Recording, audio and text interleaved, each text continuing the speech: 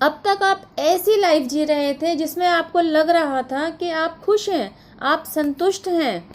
Actually आपने ना अपने लिए एक भ्रम पाला हुआ था और आप उसी भ्रम में अपनी खुशी और संतुष्टि भी ढूंढने लगे थे। अपनी समझ बुद्धि तो आप यूज़ कर ही नहीं रहे थे, तो आप समझ ही नहीं पा रहे थे कब तो आप किसी और के द्वारा मैनिपुलेट किए जा रहे हैं और कब आप किसी और के द्वारा कंट्रोल भी किए जा रहे हैं। अब क्योंकि आपने अपना तार ईश्वर के साथ ही जोड़ रखा था, इसलिए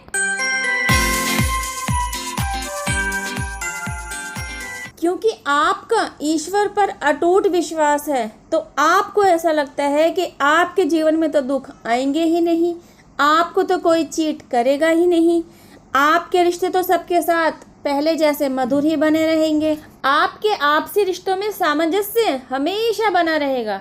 जैसा विश्वास आप सामने वाले पर दिखाते हैं तो सामने वाला भी आप पर वैसा ही विश्वास करेगा। क्योंकि आपने कभी किसी को कड़वा नहीं बोला तो सामने वाला भी आपके साथ कभी कटु वचन इस्तेमाल नहीं करेगा। क्योंकि आपने तो कभी ऐसा कोई काम किया ही नहीं कि सामने वाले को दुख पहुंचा हो, तो सामने वाला भी अपनी मर्यादा में ही रहेगा और आपको कभी दुख नहीं पहुंचाएगा। क्यों? कुछ ऐसी ही सोच थी ना आपकी भी? कमेंट बॉक्स में मुझे लिखकर ज़रूर बताइएगा मेरा वीडियो किन किन के साथ रिलेट करता है। क्योंकि अब तक आप इल्यूजन में जी रहे थे और आपने उसी इल्यूजन में अपने लिए खुशी और संतुष्टि भी ढूंढ ली थी। आपके थॉट प्रोसेस में कहीं ना कहीं यह बात घर कर गई थी, जैसा हम देंगे वैसा ही तो हम लेंगे। अगर आप अपने रिश्ते में ऑनेस्टी दिखा रहे हैं तो आप चाहेंगे कि सामने वाला भी आपके लिए ऑनेस्ट हो। अगर आप किसी के लिए ट्रस्टवर्दी हैं तो आप इसी इल्यूजन में जीते चले जाएंगे कि सामने वाला भी आपके लिए ट्रस्टवर्दी ही होगा। और भी ना जाने ऐसे कितने ही भ्रम आपने पाल रखे हैं, क्योंकि आप सभी को तो अपने जैसा ही समझते हैं। होता क्या है, हमें कुछ एक रियलिटीज़ तब तक समझ नहीं आती जब तक उनसे हमारा आमना सामना नहीं हो जाता। कोई पड़ाव कितना पथरीला है ये तब तक नहीं समझ में आता जब तक उस पर चला न जाए।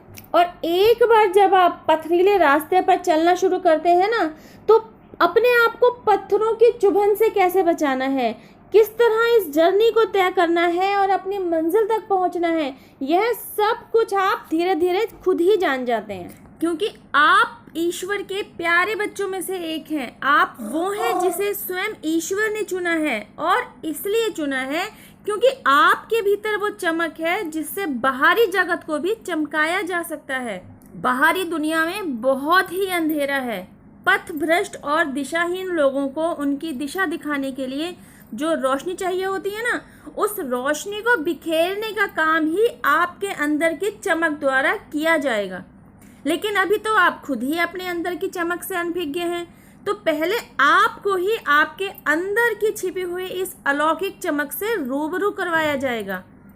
और आपका ध्यान आपके अंदर की इस चमक की तरफ दिलाने के लिए ही तो आपकी लाइफ में दुख और तकलीफों रूपी झाड़ को एंटर करवाया जाता है। एंड यू नो व्हाट, इस झाड़ को काटने, छांटने और हटाने के लिए आप जितनी समझबूझ का परिचय देते हैं, जितना पेशेंस दिखाते हैं, इवन अपनी दबी हुई स्ट्रेंथ को बाहर निकालते हैं ना, इतना सब कुछ तो आपने पहले कभी किया ही नहीं था। और आपने इसलिए नहीं किया था क्योंकि आपको तो पता ही नहीं था कि ये सारी की सारी खूबियाँ, ये सारे गुड फीचर्स आपके अंदर ही मौजूद थे। जैसे कस्तूरी को नहीं पता होता कि जिस खुशबू की तलाश में वह यहाँ से वहाँ दौड़ती रहती है, वह तो स्वयं उसी के अंदर से आ रही होती है। Similarly you don't know about your plus points. तो बस आपका रुझान इस तरफ लाने के लिए ही आपको एकांत अवस्था दी जाती है। और इस एकांत अवस्था में आप ना अपने आप को जानना शुरू करते हैं, आप मेडिटेट करना शुरू करते हैं। तब धीरे धीरे आप ना उन सारे इल्यूजन से बाहर आना शुरू करते हैं। आपको उन सारे भ्रमों की रियलिटी के बारे में पता चलता है जो अब तक आपने अपने लिए पाले हुए थे। धीरे धीरे आपकी लाइफ की हर सिचुएशन की रियलिटी आपके सामने आती चली जाती है और आप behind the scene big picture को स्पष्ट रूप से देख पाते हैं। आप समझ पाते हैं you are the unique piece in this world, nobody is like you. तो आप किस तरह समझ सकते हैं कि जैसे आप खुद हैं सामने वाला भी वैसा ही होगा। समय समय पर अनफेवरेबल सिचुएशंस आपकी लाइफ में क्रिएट करवा के आपको यह समझा दिया जाता है कि सिचुएशंस कभी आपके अकॉर्डिंग नहीं चलेंगी, बल्कि आपको ही इतना मैच्योर बनना पड़ेगा, इतनी मैच्योरिटी सीखनी पड़ेगी कि लाइफ में आई हर सिचुएशंस के साथ डील करने का हुनर आप जान पाएँ, आप सीख पाएँ। And you know what, unfavourable situations के साथ डील करते करते आप कब इतने मैच्योर हो जाते हैं कि आप उन सिचुएशंस से ना केवल डील करना सीख जाते हैं, बल्कि उनसे फाइट करके, उनसे लड़के, उनसे जीत कर आप बाहर निकल पाते हैं। यह पॉजिटिविटी तो बाय बर्थ ही आपके अंदर थी, but you were not aware of it. आपको इसके बारे में कुछ जागरूकता ही नहीं थी। तो बस डिवाइन ने आपका ध्यान इस तरफ लाने के लिए ही कुछ ऐसी सिचुएशंस आपकी लाइफ में क्रिएट करा दी। अल्टीमेटली आपको आपके पुराने थॉट प्रोसेस से, पुराने सोचने के तरीके से बाहर लाया गया, आपको तोड़ा मरोड़ा गया, आपको ट्रांसफॉर्म किया गया और आपका न्यू वर्जन तैयार कर दिया गया।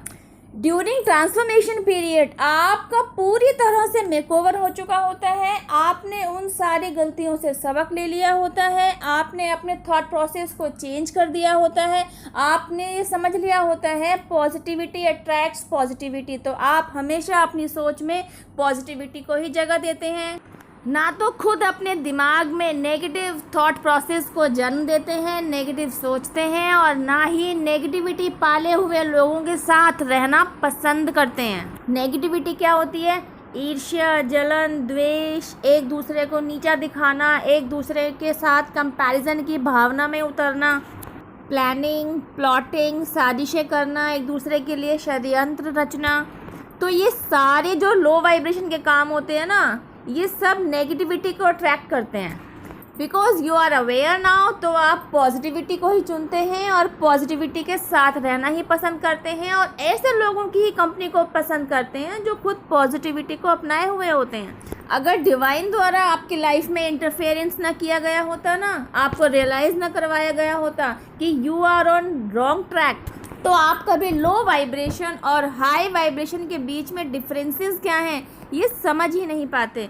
अपने आप को हमेशा पॉजिटिव बनाए रखना ही हाई वाइब्रेशन है। फिर चाहे आप लो वाइब्रेशन वाले लोगों के साथ ही डील क्यों ना कर रहे हों, if you are in high vibration nobody can affect you, nobody can affect your mind state। जब तक आप ना चाहें आपके दिमाग का संतुलन बिगड़ेगा ही नहीं। Power is in your hand now. अब समझ में आया? आपकी लाइफ में ये जो टेम्परेरीली दुख और तकलीफ लाए गए ना, एक्चुअली इन्हें एंटर करा के डिवाइन ने आपके लिए ब्लेसिंग्स देने का ही काम किया होता है। आई होप गाइज वीडियो में दिया गया मैसेज आपको अच्छे से समझ में आया होगा। वीडियो यूजफुल लगे तो शेयर टू अदर्स, औरों का भी भला कीजिए। वीडियो पसंद आए तो कमेंट और लाइक ज़रूर कीजिए। यूनिवर्स, एंजल्स और डिवाइन पावर जिनमें भी आपकी श्रद्धा है उन्हें थैंक यू ज़रूर कहिए, उन्हें ग्रैटिट्यूड ज़रूर दीजिए, क्योंकि उन्हीं की ब्लेसिंग्स की वजह से यह वीडियो आज आप तक पहुँचा है। चैनल पर पहली बार आए हैं तो सब्सक्राइब कीजिए, बेल आइकन भी प्रेस कीजिए। अब मैं आपसे मिलती हूँ मेरी नेक्स्ट वीडियो में। टिल देन हैव पेशेंस, रब्बा खैर, जय माता दी, टेक केयर, बाय।